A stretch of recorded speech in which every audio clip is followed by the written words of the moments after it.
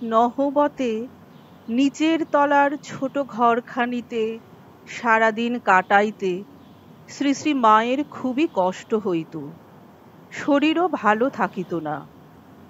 লজ্জাশীলা দেবী দিনের আলোয় বাহির হইতেন না। বহুদিন পর্যন্ত মন্দিরের কর্মচারীরাও জানিত না যে চন্দ্রা দেবী ছাড়া ওখানে আর কেহ থাকেন।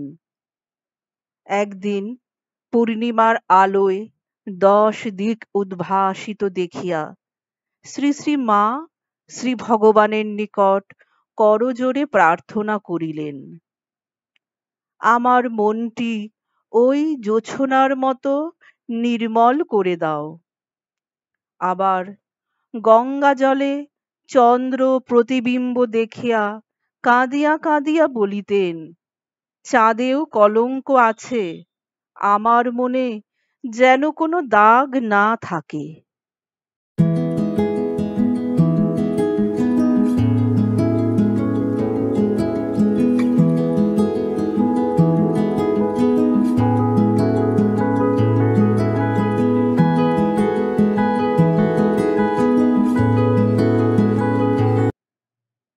প্রায় 1.5 বৎসর দক্ষিণেশ্বর শ্বশ্রু ঠাকুরানী ও পতি দেবতার সেবায় নূতন করে জীবনের আস্বাদ লাভ করিয়া পূজার পর শ্রী শ্রী মা কামারপুকুর হইয়া জয়রামবাটি পৌঁছিলেন ও জনক জননীর সেবায় আত্মনিয়োগ করিলেন।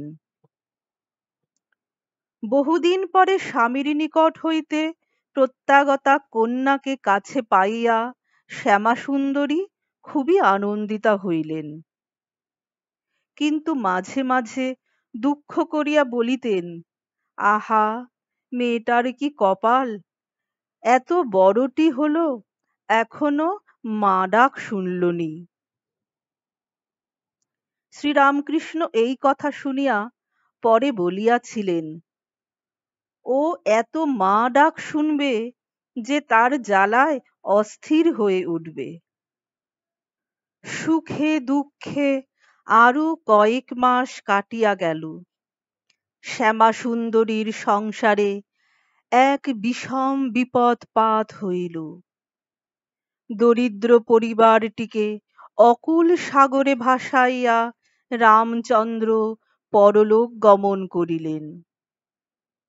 মাতা ও কন্যা একযোগে কত কাঁদিলেন, কিন্তু নিষ্ঠুর সংসারে শোক করিবার অবসর নাই। এতগুলি ছেলে মেয়ে কে ইহাদের দেখিবে, তাহাদের মুখে অন্ন যোগাইবে? দারিদ্র তাহার করাল মূর্তিতে শান্তির কুটির খানি ছাইয়া ফেলিল। শ্যামাসুন্দরীর শরীর বেশ সবল ছিল।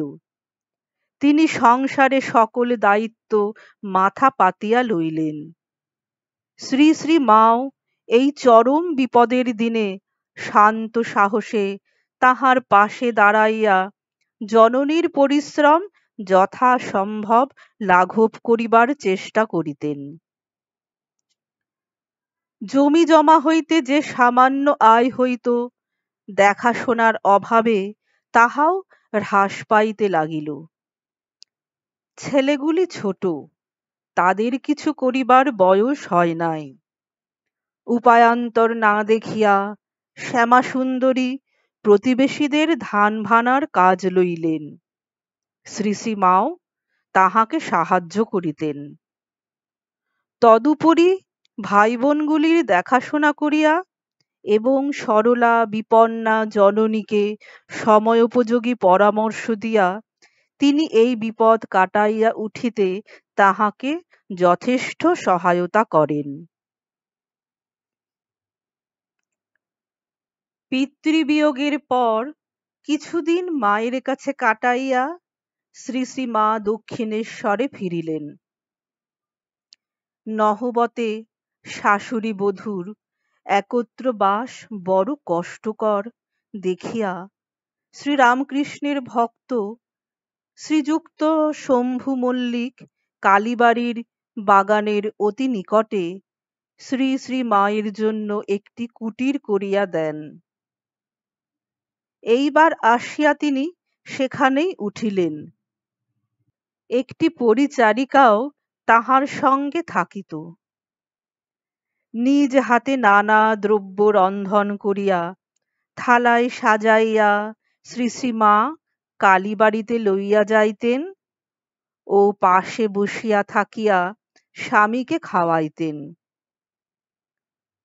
শ্রীরামকৃষ্ণ মাঝে মাঝে বিকালের দিকে ওই কুটিরে আসিয়া সদালাপে কিছুক্ষণ কাটাইয়া যাইতেন। এইভাবে শ্রী শ্রী মায়ের নিঃসঙ্গতা দূর করিয়া তাহার প্রীতি সাধন করিতেন। শুধু একদিন ঝড় বৃষ্টির জন্য তিনি রাত্রে ওই কুটিরেই থাকিয়া যান এবং রঙ্গ করিয়া শ্রী শ্রী মাকে বলেন, কালীবাড়ির বামুনেরা রাত্রে বাড়ি যায় না, এ যেন আমি তাই এসেছি। 1 বৎসর কাল এইভাবে কাটিয়া গেল। শ্রীরামকৃষ্ণ আমাশয় রোগে পীড়িত হইলে তাহার সেবার জন্য শ্রী শ্রী মা আবার নহবতে আসিলেন। কিন্তু কিছুদিন সেবার পর তিনি নিজেই ওই রোগে আক্রান্ত হন। চিকিৎসার পর রোগ একটু কমিলে জলবায়ু পরিবর্তনের জন্য শ্রী শ্রী মা জয়রামবাটি চলিয়া আসেন। সেখানে আসিয়া রোগ আবার বাড়িয়া ওঠে এবং তাহার জীবন সংশয় হয়। শ্রীরামকৃষ্ণ শ্রী শ্রী মায়ের এই সংকট অবস্থার কথা শুনিয়া বলিয়াছিলেন, আহা, যে জন্য আশা তা না করেই কি চলে যাবে? একদিন পুষ্করিণীর স্থির জলে স্বীয় অস্থি চর্মসার শরীরের প্রতিবিম্ব দেখিয়া শ্রী শ্রী মায়ের মনে দেহত্যাগ বাসনা উদিত হয়। কিন্তু তাহার পূর্বে গ্রামের দেবতা সিংহবাহিনী দুর্গার মারোয় হত্যা দিবার সংকল্প গ্রহণ করিয়া শ্রী শ্রী মা তাহারই জন্য প্রস্তুত হইলেন। ভাবিলেন, ব্যাধির ঔষধ না মিলিলে ওইখানেই অনশনে প্রাণত্যাগ করিব। এই সংকল্প করিয়া মারোয় শুইবার কিছুক্ষণ পরেই দেবীর নির্দেশ পাইলেন, মন্দিরের ছাঁচতলার মাটি খাও, রোগ সেরে যাবে। এইভাবে অসাধ্য ব্যাধি দৈব সহায়ে সারিয়া গেল। আর চারিদিকে রব উঠিল, সিংহবাহিনী জাগ্রতা হইয়াছেন। দেবীর মাহাত্ম্য দিকে দিকে প্রচারিত হইল এবং সিংহবাহিনীর মাটি বহু লোকে দৈব ঔষধ রূপে ব্যবহার করিয়া সুস্থ হইতে লাগিলেন।